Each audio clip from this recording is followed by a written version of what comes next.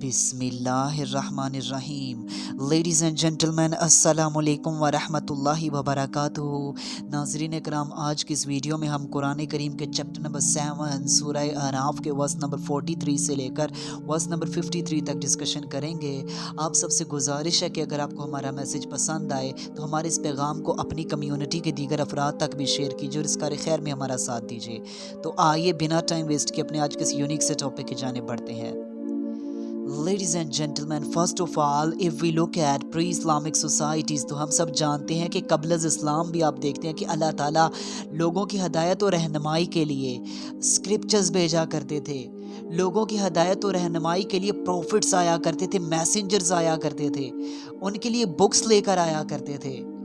अब आप देख लें, अगर प्री इस्लामिक सोसाइटीज़ में इसमें से फॉर एग्जांपल अगर हम इब्राहिमिक रिलीजन्स की स्टडी कर लेते हैं, आप देख लें जो जुडिज़म थी जिसको हम यहूदियत कहते हैं, और दूसरे नंबर पे जो क्रिश्चियनिटी थी, ईसाईयत जिसको हम कहते हैं। अगर आप इनकी होली बुक्स की स्टडी करते हैं, इनकी टीचिंग्स की स्टडी करते हैं, तो आप देख लें जो आप देख लें जो ओल्ड टेस्टामेंट है, या आप देख लें जो न्यू टेस्टामेंट है, जो गोस्पेल बाइबल वगैरह हैं, आप देख लें इनमें जो बिलीव्स हैं उसमें आप देखते हैं वो फ्यूचर इवेंट्स के बारे में, यानी कि दी डे ऑफ जजमेंट के हवाले से एंड हेल एंड हेवन के बारे में पूरी डिस्कशन आपको मिलती है। और यहूदी और ईसाई इस चीज़ पर ईमान भी रखते हैं कि एक दिन हम मरेंगे और उसके बाद हमें दोबारा उठाया जाएगा, और जन्नत और दोज़ख के कॉन्सेप्ट पर वो पूरा बिलीफ रखते हैं।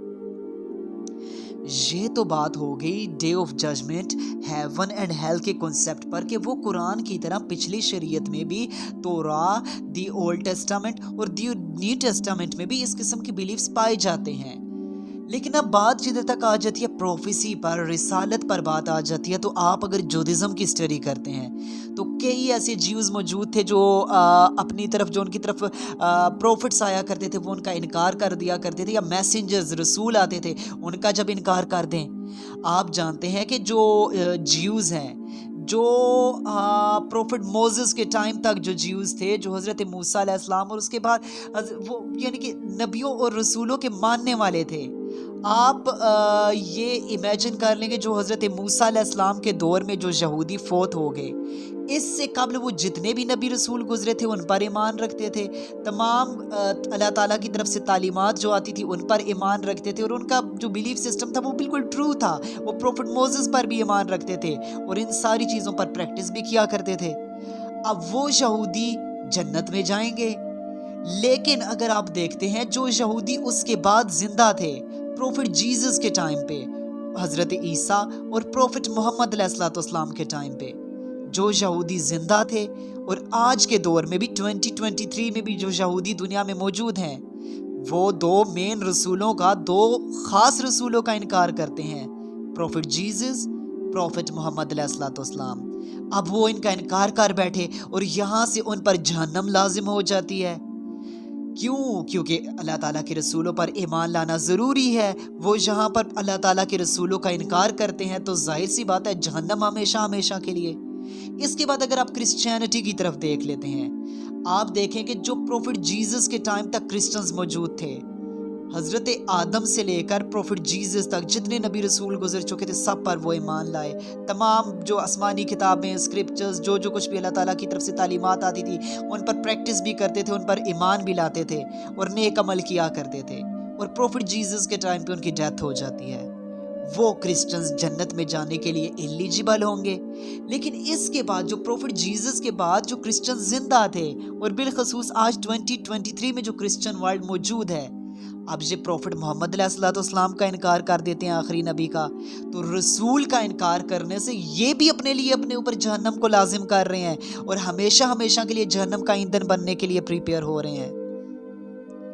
और इसके बरक्स आप दीगर रिलीजन्स की स्टडी करते हैं जो नॉन इब्राहिमिक रिलीजन्स हैं, जो उस सोसाइटी में उस वक्त भी मौजूद थे और जो आज भी मौजूद हैं। आप देख लें हिंदुइज़्म मौजूद है, बुद्धिज़्म मौजूद है।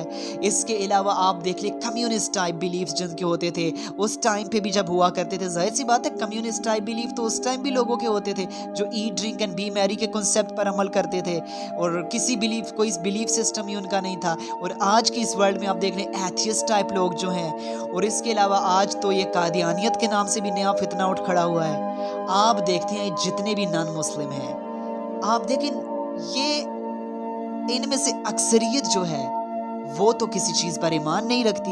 अब एथियस्ट जो होगे, जो कम्युनिस्ट होगे, वो तो ना अल्लाह पर ईमान रखते हैं, ना उसकी किताबों पर, ना कोई बिलीफ सिस्टम है, ना उसके रसूलों पर ईमान रखते हैं, किसी चीज़ पर ईमान नहीं रखते।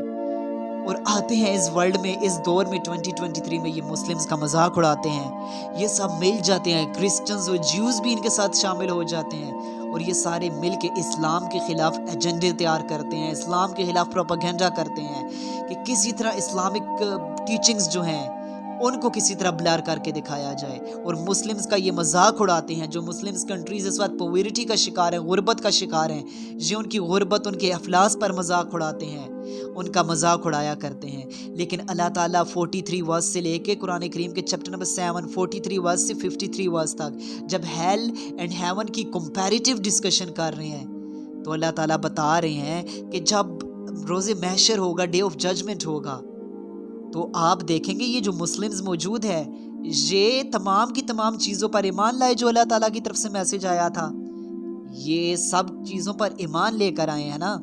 तो अल्लाह ताला कह रहे हैं इनको आलीशान महलात में, आलीशान महलों में दाखिल किया जाएगा, इनको जन्नत में दाखिल किया जाएगा, जिधर इनके बड़े लग्जोरियस किस्म के घर होंगे, लग्जोरियस किस्म के महलात होंगे, सोने चांदी के महलात बने हुए होंगे। इनके महलात के नीचे से नहरें बह रही होंगी। अल्लाह ताला कहते हैं कि इनके दिल भी पाक साफ़ हो चुके होंगे। ये उस वक्त ना कोई हसद होगा, ना कोई कीना होगा, किसी किस्म की कोई दिल की बीमारी इस तरह की मौजूद नहीं होगी, किसी किस्म की कोई रूहानी बीमारी भी मौजूद नहीं होगी। बल्कि ये जो इस स्टेटस में बुलंद जन्नती होंगे, ये उनसे भी फ़ख्र महसूस करेंगे। अब दूसरी तरफ अल्लाह ताला उन लोगों का हाल बयान कर रहे हैं जो इन मुस्लिम्स का मजाक उड़ाते थे, जो इनके खिलाफ एजेंडास तैयार करते थे, जो इस्लामिक टीचिंग्स को ब्लर करने की कोशिश किया करते थे, जो इस्लाम को मिटाने की कोशिश किया करते थे। अल्लाह ताला कहते हैं वो तो जहन्नम का, वो तो दोज़ख की आग का ईंधन बनेंगे, हमेशा हमेशा के लिए दोज़ख में जलते रहेंगे। वहाँ पर उनके लिए गर्म आग के बिस्तर तैयार कर दिए गए हैं, वहाँ पर उनके लिए खौलते पानी तैयार कर दिए गए हैं, हमेशा हमेशा के लिए उसमें रहेंगे। और उनको बताया जाएगा कि देखो मुस्लिम्स थे ना, ये मुसलमानों का तुम दुनिया में मजाक उड़ाते थे, इनकी गुर्बत, इनके अफलास का मजाक उड़ाया करते थे, आज देखो इनसे आलीशान महलात किसके हैं। वो तो ऐसे आलीशान मालात होंगे कि वो आज की इस दुनिया में अमेरिका, इंग्लैंड या ऑस्ट्रेलिया वगैरह तक ने भी नहीं इंट्रोड्यूस किए होंगे। लेकिन वो महलात उनकी तो कोई कोई कोई मिसाल ही इस दुनिया में नहीं मिलती ना। कहा जाएगा तुम दुनिया में अपने महलात पर, अपने अपने लग्जरियस पर बड़ा तकब्बुर करते थे। आज देखो इन मुस्लिम्स को, आज देख लो इन मुस्लिम्स को। उस वक्त ये हसरत करेंगे कि हम भी उन टीचिंग्स पर ईमान ले आते, और ये कोशिश करेंगे कि किसी तरह मुस्लिम्स के साथ कन्वर्सेट करें, कन्वर्जेशन करें और उनसे कोई वहाँ से सहूलत हासिल की जाए। लेकिन उस वक्त इनके कोई काम ना आएगा। क्यों? क्योंकि इन्होंने दुनिया में अल्लाह ताला का जब मैसेज आ चुका था इनके सामने, अल्लाह ताला कहते हैं हमने अपनी किताब कुरान करीम के ज़रिए इनके सामने सारे का सारा मैसेज पहुँचा दिया है। हमारे रसूल, हमारे प्रॉफिट सारे के सारे इनके साथ इनके सामने आए हैं, तशरीफ़ लाए हैं, लेकिन ये इनकार करते हैं, ये उनका मजाक उड़ाया करते थे। तो फिर ये अनकरीब उस दोज़ख की आग में हमेशा हमेशा के लिए डाल दिए जाएंगे।